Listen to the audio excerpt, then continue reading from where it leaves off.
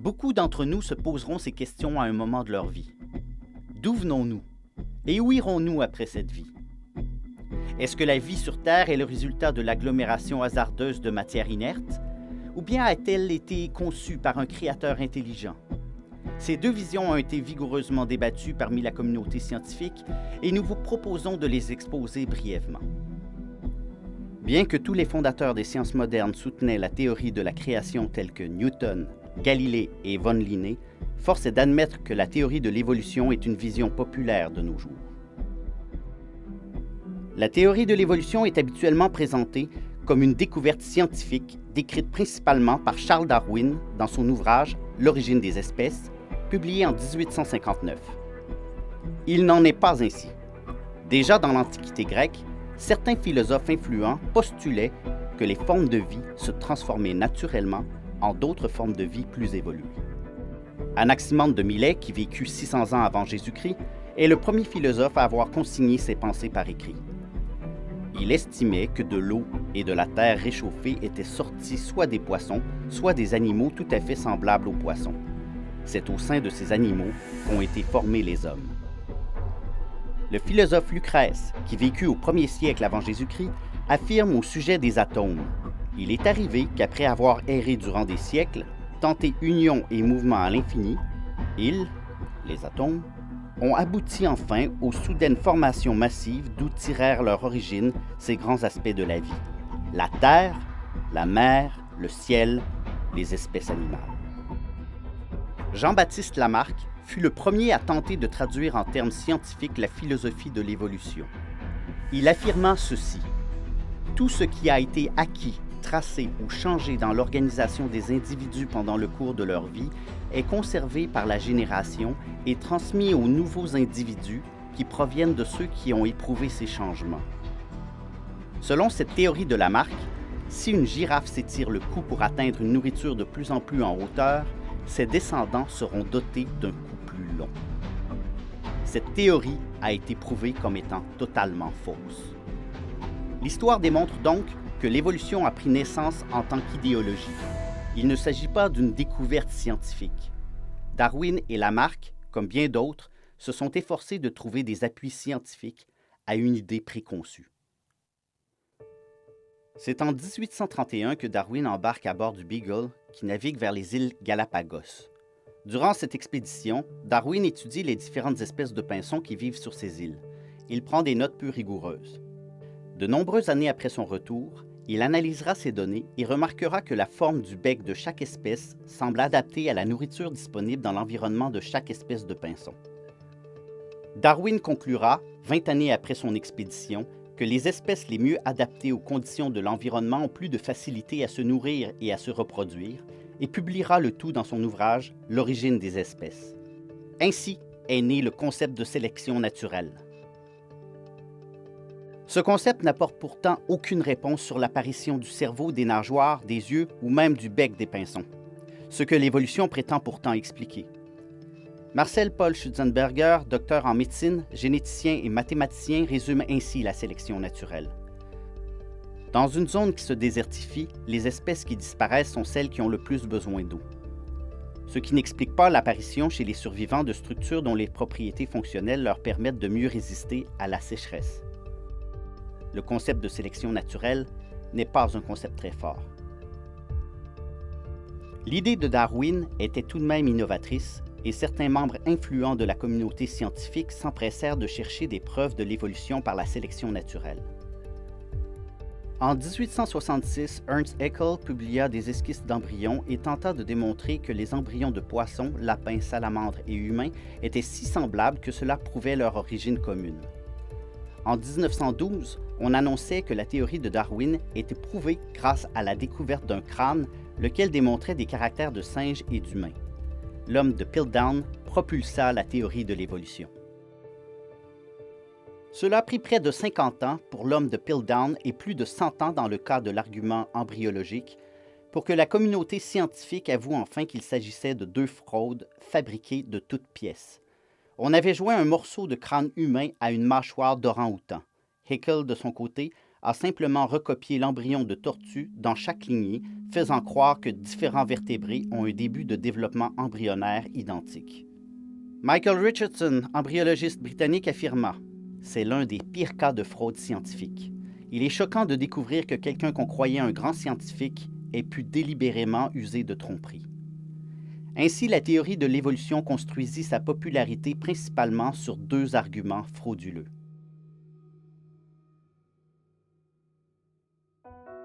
La théorie créationniste. Cette théorie explique l'origine de la vie et des espèces par l'acte d'un Dieu créateur. En effet, la matière inerte laissée à elle-même ne s'organise pas pour permettre l'apparition de systèmes complexes tels que les êtres vivants. Comme pour un avion, chaque pièce du système prend son origine dans un plan intelligent, conçu et pensé. L'assemblage des pièces doit également être prévu et coordonné.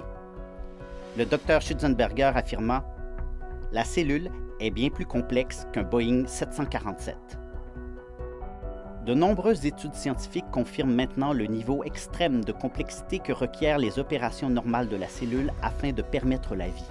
En 2016 furent publiés les résultats de 20 années de recherche sur le sujet. L'un des auteurs de l'étude affirme dans la revue Science « Nous avons démontré à quel point la vie est complexe, même dans l'organisme le plus simple. » En effet, l'étude a démontré que même les cellules vivantes les moins complexes, c'est-à-dire les bactéries, requièrent un minimum de 476 gènes précis dans leur ADN pour que la vie soit possible.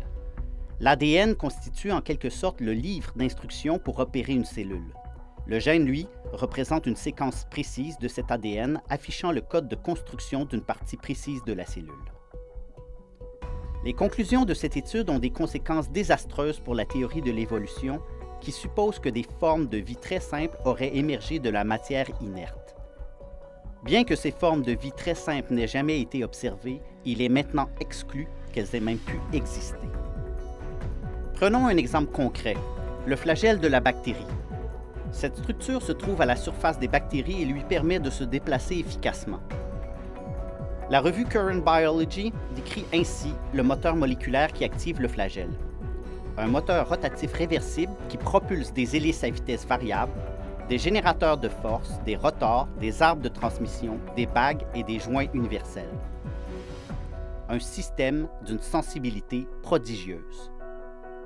La revue Nature affirme au sujet du flagelle bactérien « Ceux-ci sont des fonctions biologiques dans leur forme la plus simplifiée et déjà, il y a 60 différents types de composants dans ce petit moteur. Pour être fonctionnel, ce moteur a besoin de toutes ces composantes et elles doivent être fabriquées et assemblées simultanément dans la bactérie. En conséquence, nous devons conclure que les 60 gènes qui contiennent les instructions pour la fabrication des différentes parties du flagelle et du moteur doivent être apparus en même temps. Ce constat est compatible avec la théorie de la création qui prévoit l'apparition simultanée des différentes parties qui composent les organismes vivants. À l'inverse, l'évolution prévoit l'apparition lente et graduelle dans le temps des gènes qui composent les vivants. Cette explication est en contradiction avec la science car chacun des gènes du flagelle, pris isolément, ne produit rien d'utile pour la bactérie. Le monde microscopique est d'une infinie complexité, mais le monde qui nous est facilement observable regorge d'autant de merveilles qui sont sans aucun doute l'œuvre d'un créateur. Les phasmes en sont un exemple frappant. Le nom phasme vient du grec phasma, qui signifie apparition ou fantôme. En effet, le camouflage des insectes phasmes est exceptionnel et trompe leurs prédateurs dont les oiseaux, rongeurs et autres insectes. La forme du corps des phasmes imite parfaitement des éléments de leur environnement, tels une brindille, une feuille morte, une écorce. La ressemblance est spectaculaire. Non seulement la forme et la couleur de l'objet imité sont parfaitement répliquées, mais certaines particularités sont aussi présentes sur le corps de l'insecte, telles les nervures, les cicatrices ou encore les taches de rouille d'une feuille, ceci étant l'expression des gènes de leur ADN. Rien n'est laissé au hasard. Près de 3000 espèces différentes de phasmes ont été répertoriées et aucune d'entre elles ne semble inachevée, comme s'ils étaient en plein développement évolutif d'une carapace de camouflage. Les morphologies de camouflage sont plutôt parfaitement et exceptionnellement complétées, comme l'œuvre d'un créateur. Il existe des dizaines de milliers d'espèces de papillons sur Terre, chacune affichant des motifs et couleurs d'ailes différents. Cet insecte exceptionnel se nourrit de nectar. a une capacité visuelle bien supérieure à l'être humain et peut parcourir 80 km par jour. Le papillon a toutefois débuté son existence en tant que chenille, ayant une vision quasiment nulle, se nourrissant uniquement de feuilles et n'ayant pas la capacité de se reproduire. Que s'est-il passé pour qu'un changement morphologique aussi spectaculaire se produise? Le processus débutera lorsqu'un papillon femelle déposera des milliers d'œufs à la surface des feuilles d'une plante. Dès sa naissance, la chenille commencera à dévorer sans cesse les feuilles de la plante et atteindra 3000 fois son poids initial. Elle entrera ensuite dans un état... Ce processus d'une précision ahurissante constitue une des plus grandes merveilles de la nature. Ceci est l'œuvre d'un grand architecte. Un processus aveugle tel que l'évolution n'aurait pas pu produire ne serait-ce qu'une seule des nombreuses étapes de la métamorphose. Les fossiles, seuls témoins de l'histoire du monde vivant. Leur témoignage est si important dans le débat des origines que dès la publication de la théorie de Darwin, plusieurs scientifiques influents se sont lancés dans la recherche de fossiles qui démontreraient la transition entre le singe et l'homme, mais aussi entre les poissons et les animaux terrestres, entre les mammifères terrestres et les mammifères aquatiques. Mais aujourd'hui, nous comptons des millions de fossiles répertoriés. Ces données n'étaient pas disponibles à l'époque de Darwin. Si l'évolution est vraie, nous devrions voir un déroulement graduel de la vie dans le registre des fossiles. Si la création est vraie, c'est plutôt une apparition abrupte des différentes espèces animales qui devraient être observées dans la séquence des fossiles. Aujourd'hui, il n'y a plus de débat sur la question. Toutes les espèces dont nous possédons des fossiles apparaissent très abruptement dans le registre fossile, ce qui est compatible avec la théorie de la création, laquelle ne procède pas graduellement, mais fait apparaître les formes de vie complètement formées et fonctionnelles. Darwin avouait lui-même: « Les recherches géologiques ne nous montrent pas entre les espèces passées et présentes les degrés de transition infiniment nombreux et serrés que requiert ma théorie. Et cette objection est la plus importante de toutes celles qu'on peut lui faire. » David Rupp, curateur de géologie jusqu'en 1994, affirma ceci. C'est-à-dire que les espèces apparaissent très soudainement dans la séquence, qu'elles démontrent peu ou pas de changement durant leur existence dans le registre et qu'elles quittent abruptement le registre. Stephen Gould, paléontologue de renommée, affirmait « Peu importe la zone locale, les espèces n'apparaissent pas graduellement à la suite de la transformation constante de leurs ancêtres. Elles apparaissent plutôt tout d'un coup et complètement formées. » Le verdict du registre fossile est clair. L'évolution ne s'est jamais produite. De plus, l'apparition soudaine prévue par la théorie de la création est confirmée dans le registre fossile. Bien que toutes les questions ne puissent être répondues ni par la théorie de la création ni par la théorie de l'évolution, les innombrables merveilles de la nature témoignent en faveur de la théorie créationniste. Les écrits bibliques affirment: en effet, les perfections invisibles de Dieu, sa puissance éternelle et sa divinité se voient comme à l'œil depuis la création du monde quand on les considère dans ses ouvrages. Dieu a donc laissé des traces évidentes de son existence afin que nous cherchions à le connaître.